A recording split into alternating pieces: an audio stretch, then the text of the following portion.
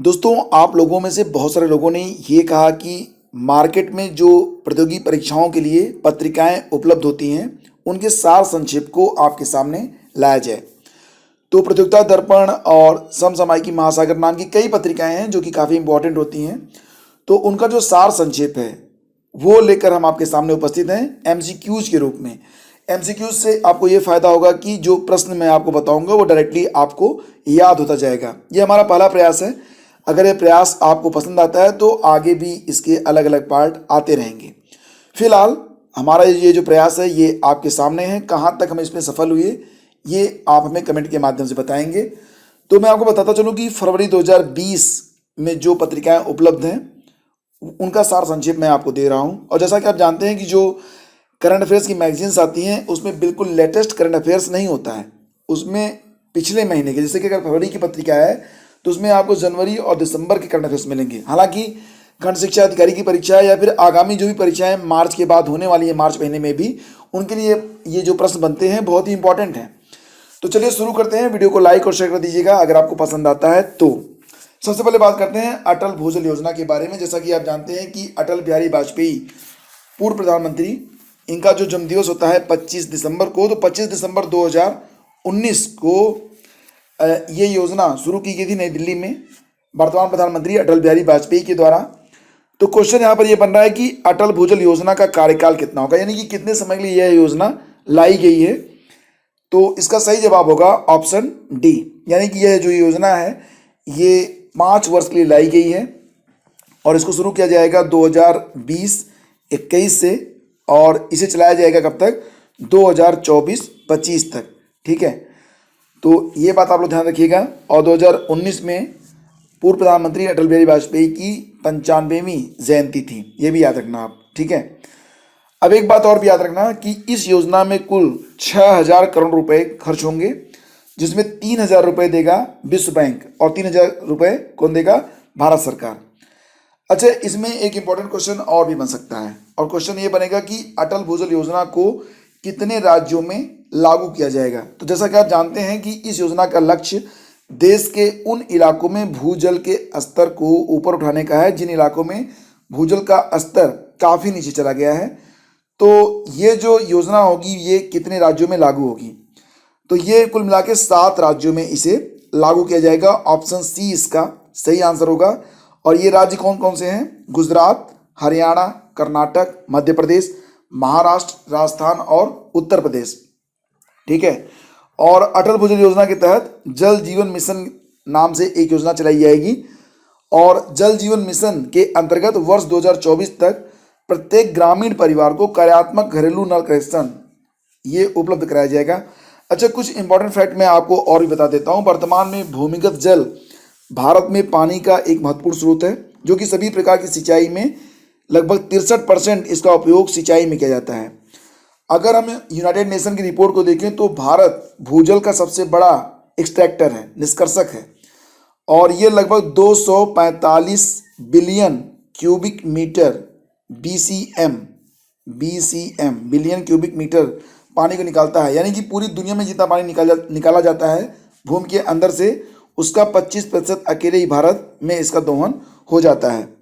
और इसमें 222 BCM जल का उपयोग सिंचाई और बाकी जो 23 BCM है इसका उपयोग घरेलू और औद्योगिक क्षेत्रों में वार्षिक रूप से होता है। तो मतलब बहुत अधिक जो भारत में जल के लिए निर्भरता है वो भूमिगत जल पर बहुत अधिक है। अगला सवाल होगा कि ग्लोबल जेंडर गैप इंडेक्स 2020 में भारत की रैंक क्या है। तो भारत की रैंक जो है ये 2020 के बारे में अगर बात कर रहे हैं तो भारत की रैंक है 112वीं और 2019 में भारत की रैंक थी 108, यानी कि 4 अंकों की गिरावट यहाँ पर दर्ज की गई है। अब एक बात ध्यान और रखिएगा कि ग्लोबल जेंडर गैप इंडेक्स को जारी कौन करता है, ये क्वेश्चन भी कभी कभी बनता है। तो इसे जारी करता है विश्व आर्थिक मंच और इसे जो है 1971 में स्थापित किया गया था गैर लाभकारी फाउंडेशन के रूप में और इसका जो मुख्यालय है वो जिनेवा स्विट्जरलैंड में है। ठीक है, और ये जो ग्लोबल जेंडर गैप इंडेक्स है इसमें टॉप पर है आइसलैंड, दूसरे स्थान पर है नॉर्वे, तीसरे स्थान पर है फिनलैंड। एक बात का ध्यान रखिएगा आप लोग कि कुल 153 देशों के आधार पर यह इंडेक्स जारी किया गया था दुनिया भर में पूर्ण लिंग समानता अभी भी 100 वर्ष दूर है, और भारत की माने और दुनिया की माने तो महिलाओं को पुरुषों के समान जो आर्थिक अवसर हैं उन्हें प्राप्त होने में अभी 257 वर्ष और लगेंगे। अच्छा, ये जो ग्लोबल जेंडर गैप इंडेक्स होता है ये किन मानकों पर निर्धारित किया जाता है? तो देखिए, जो रिपोर्ट का उद्देश्य है वो स्वास्थ्य, शिक्षा, अर्थव्यवस्था और राजनीति पर महिलाओं और पुरुषों के बीच अंतराल पर प्रगति को ट्रैक करने के लिए एक कंपास के रूप में सेवा करना है। ठीक है, तो कुल 153 देशों की लिंग समानता की दिशा में प्रगति को 4 प्रमुख क्षेत्रों में आर्थिक भागीदारी और अवसर, शैक्षिक प्राप्ति, स्वास्थ्य एवं अस्तित्व और राजनीतिक सशक्तिकरण, ये पांचों मतलब ई ऑप्शन होगा, ये 4 चीज़ें हैं जिसके आधार पर ये इंडेक्स होता है वो तैयार किया जाता है। ठीक है, समझ गया आप? बहुत ही इंपॉर्टेंट बातें मैं आपको बता रहा हूँ। इसके बाद क्रमशः आगे बढ़ेंगे। अब यहाँ पर जो अगला सवाल है उसको देखते हैं। अगला सवाल है कि कार्मिक लोक शिकायत एवं पेंशन मंत्रालय द्वारा जारी गुड गवर्नेंस इंडेक्स 2019 में बड़े राज्यों में प्रथम स्थान प्राप्त किया है। तो जैसा कि आप जानते हैं कि गुड गवर्नेंस जो है ये इंडेक्स जारी किया गया है कार्मिक लोक शिकायत एवं पेंशन मंत्रालय के द्वारा। ये 25 दिसंबर 2019 को जारी किया गया था, और इसमें जो बड़े राज्य, उत्तर पूर्व और पूर्वी राज्य और केंद्र शासित राज्य, ये 3 कैटेगरी बनाई गई थी, जिसमें बड़े राज्य में क्रमशः पहले स्थान पर तमिलनाडु है, दूसरे स्थान पर कर्नाटक, तीसरे स्थान पर है आंध्र प्रदेश और चौथे स्थान पर है हरियाणा। उत्तर प्रदेश कुल इस बड़े राज्यों में कुल 18 राज्य हैं, जिसमें 17वें स्थान पर आता है यूपी और 18वें स्थान पर आता है एमपी। तो एमपी सबसे नीचे है। ठीक है, और नीचे से सेकंड पर है उत्तर प्रदेश। और इसी के साथ जो उत्तर पूर्व और पूर्वी राज्य हैं उसमें टॉप पर हिमालय है, दूसरे नंबर पर उत्तराखंड है, और लास्ट में आता है अरुणाचल प्रदेश। ठीक है, और इसके बाद आते हैं केंद्र शासित प्रदेश। तो केंद्र शासित प्रदेशों की संख्या अब 8 हो गई है, और इसमें टॉप पर है पुडुचेरी। तो ये चीज़ें आप बिल्कुल याद रखना। ठीक है, ये काफ़ी इंपॉर्टेंट हैं।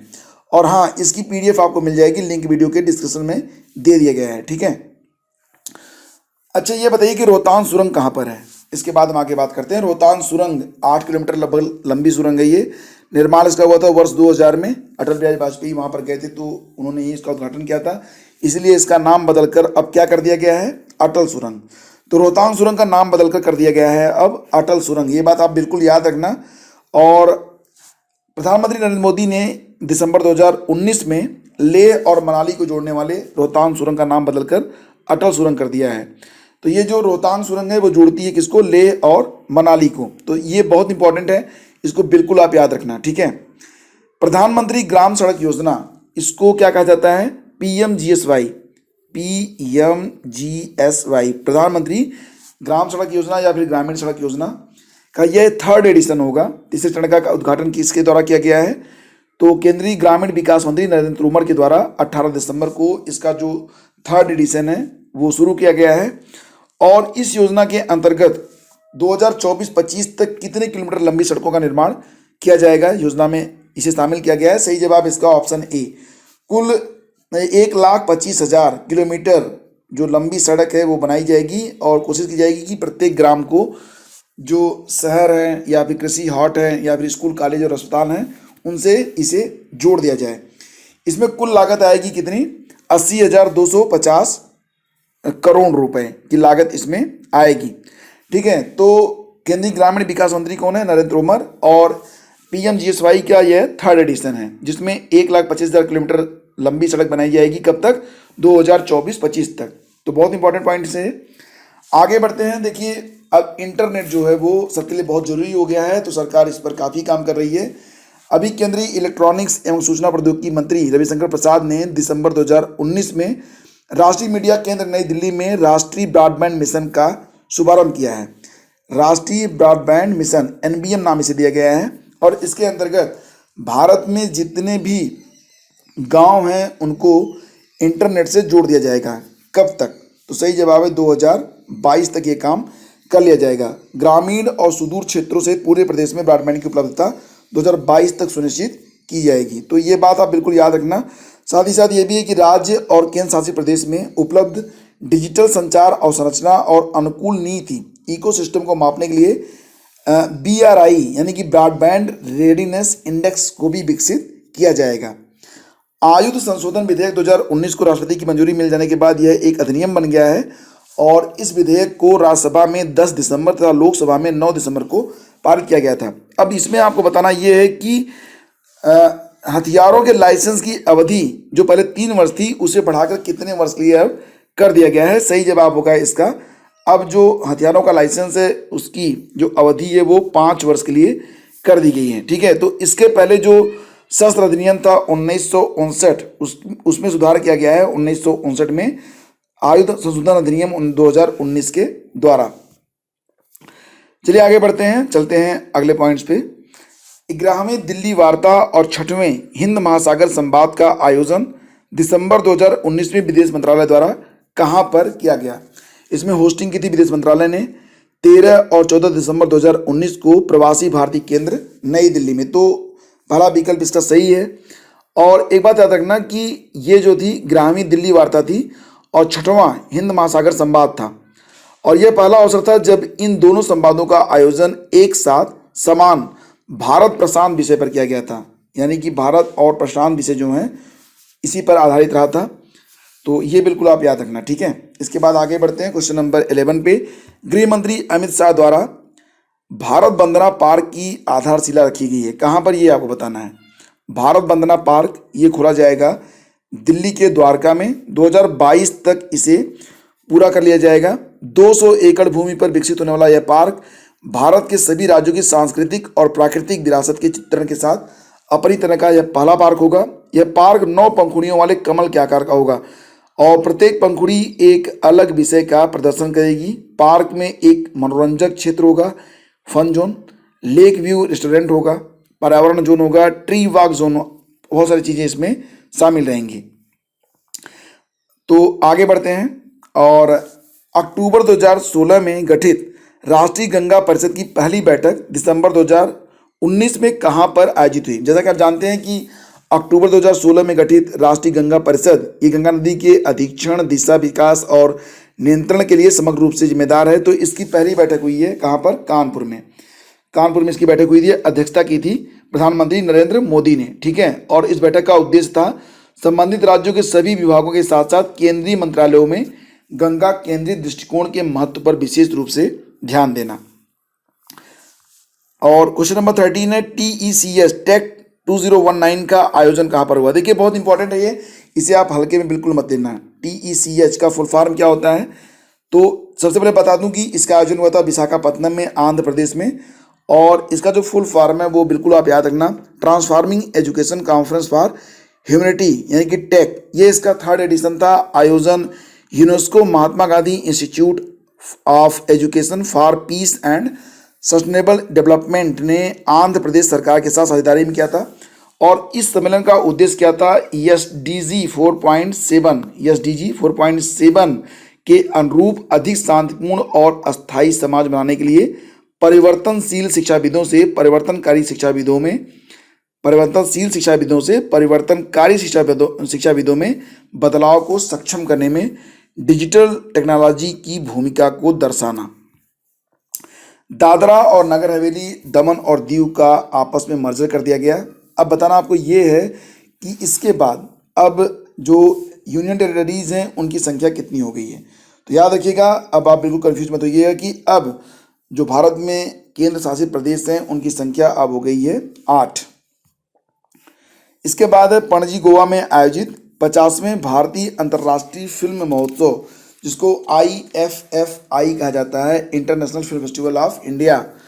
तो इसमें फोकस देश कौन सा था, फोकस देश, तो फोकस देश बना था रूस। बिल्कुल याद रखना है इसको, हो सकता है ये रिपीट हो जाए क्वेश्चन एग्जाम में। और अब बात कर लेते हैं हम लोग IFFI के बारे में। तो इसमें जो बेस्ट फिल्म थी चुनी गई, जिसको स्वर्ण मयूर पुरस्कार मिला था, ये फिल्म थी फ्रांस की, नाम है इसका पार्टिकल्स। सर्वश्रेष्ठ निर्देशक बने थे लिजो जोन्स पेलिसेरी जल्लीकट्टू के लिए। बेस्ट एक्टर सीयू जॉर्ज और बेस्ट एक्ट्रेस ऊषा जाधव। अब रजनीकांत को मिला था इसमें स्पेशल आइकन अवार्ड। तो ये बिल्कुल आप याद रखना। इसका आयोजन कब हुआ था, पणजी गोवा में 20 से 28 नवंबर 2019 को। ये 50वां आयोजन था। अच्छा, 95वां तानसेन समारोह कहाँ पर आयोजित किया गया, 95वां था ये। और इसका आयोजन मध्य प्रदेश में किया गया, मध्य प्रदेश में कहाँ पर, ग्वालियर में, ठीक है। यह त्यौहार प्रतिवर्ष भारतीय इतिहास के सबसे प्रतिष्ठित गायकों में से एक मियां तानसेन की स्मृति में मनाया जाता है। और इसके बाद है 17वां क्वेश्चन, 16वां ऑरेंज फेस्टिवल ये कहाँ पर आयोजित किया गया? सही जवाब है इसका पूर्वोत्तर राज्य मणिपुर के तामेंगलोंग जिले में। तामेंगलोंग जिले में कब से? 16 से लेकर 18 दिसंबर के बीच में इसका आयोजन किया गया था। और महोत्सव का आयोजन मणिपुर सरकार द्वारा उत्तर पूर्वी परिषद के प्रयोजन के तहत संतरे यानी कि ऑरेंज को बढ़ावा देने के लिए और इसके उत्पादकों को प्रोत्साहित करने के लिए किया गया था। देखिए जो तामेंगलोंग जिला है ना, वहाँ पर संतरे बहुत पैदा होते हैं और इसलिए इसका आयोजन मणिपुर में किया गया था। पहले वर्चुअल पुलिस स्टेशन का उद्घाटन किस राज्य में किया गया? और इसका सही जवाब है आंध्र प्रदेश। आंध्र प्रदेश में, ठीक है। और यह पहली सुविधा है जिसे आंध्रा यूनिवर्सिटी में पायलट परियोजना के रूप में शुरू किया गया है। बाद में इसे अन्य शैक्षणिक संस्थानों में भी दोहराया जाएगा। आंध्र प्रदेश के जो मुख्यमंत्री हैं उनका नाम क्या है? वाईएस जगनमोहन रेड्डी। वाईएस जगनमोहन रेड्डी। केरल में चलो आंसर बता दिया आपको तो कोई बात नहीं, अब जान लो इसको। विजय मृतम और सहचरी नामक निःशक्त जन कल्याणकारी योजनाएं शुरू करने वाला राज्य बन गया है केरल। तो याद रखना इसको, केरल में 2 योजनाएं चलाई जा रही हैं और इनमें नाम इनका विजय मृतम और सहचरी। तो विजय मृतम के बारे में जान लेते हैं। विजय मृतम योजना के तहत ऐसे निःशक्त जनों को वित्तीय सहायता प्रदान की जाएगी जिन्होंने बाधाओं से जूझकर अपनी पढ़ाई को कंप्लीट किया है। स्नातक, पोस्ट ग्रेजुएशन और जो उनके व्यावसायिक पाठ्यक्रम है उनको उन्होंने प्राप्त किया। और सहचरी योजना का लाभ उन समूहों को मिलेगा जो 40% से अधिक विकलांगता वाले लोगों को मतलब उनके अध्ययन के लिए उन्होंने सहायता की है। तो ये बातें हैं, ठीक है। और ये राज्य कौन सा है? केरल। चलिए आगे बढ़ते हैं। हॉर्नबिल महोत्सव कहाँ पर आयोजित किया गया? हॉर्नबिल तो देखिए किसामा स्थित नागा हेरिटेज विलेज में 1 से लेकर 10 दिसंबर 2019 तक हॉर्नबिल फेस्टिवल का आयोजन किया गया था। अंतर जनजातीय बातचीत को प्रोत्साहित करने और नागालैंड की सांस्कृतिक विरासत को बढ़ावा देने के लिए नागालैंड की सरकार प्रतिवर्ष दिसंबर माह के पहले सप्ताह में इस महोत्सव का आयोजन करती है। इसे त्योहारों का त्यौहार, इनकी फेस्टिवल ऑफ फेस्टिवल्स भी कहा जाता है। और इस त्यौहार का उद्देश्य नागालैंड की समृद्ध संस्कृति को पुनर्जीवित और उसकी रक्षा करने के लिए मनाया जाता है। हॉर्नबिल महोत्सव नागालैंड। तो बस इतना याद रखना। और मुख्यमंत्री कौन है नागालैंड के? नेफ्यू रियो। राज्यपाल हैं RN रवि।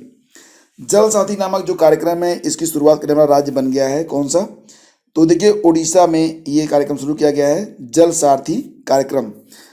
उड़ीसा के जो मुख्यमंत्री हैं उनका नाम क्या है? नवीन पटनायक। उन्होंने 18 दिसंबर को ये योजना स्टार्ट करी है। और इस कार्यक्रम के तहत शहरी क्षेत्रों में पाइप जल आपूर्ति का प्रबंधन महिला स्वयं सहायता समूहों को सौंप दिया जाएगा। तो दोस्तों ये था सार संक्षेप। अभी जो है अंतर्राष्ट्रीय और बाकी के जो मुद्दे हैं वो शेष बचे हुए हैं। अंतर्राष्ट्रीय, इसके बाद आता है अर्थव्यवस्था, अर्थव्यवस्था के बाद आएगा विज्ञान और प्रौद्योगिकी और फिर आता है खेल और खिलाड़ी। तो ये टॉपिक अभी शेष हैं, लेकिन ये डिपेंड करता है कि अगर ये सार संक्षेप आपको पसंद आता है तभी ये सारे पार्ट्स आएंगे। अदरवाइज क्रमशः जिस प्रकार से हम अध्ययन कर रहे थे उसी प्रकार से हम अध्ययन करते रहेंगे। बहुत बहुत धन्यवाद। तो अपनी राय से हमें अवगत जरूर कराइएगा। हमारा प्रयास आपको कैसा लगा जरूर बताइएगा। Thank you so much. Have a great day. जय हिंद।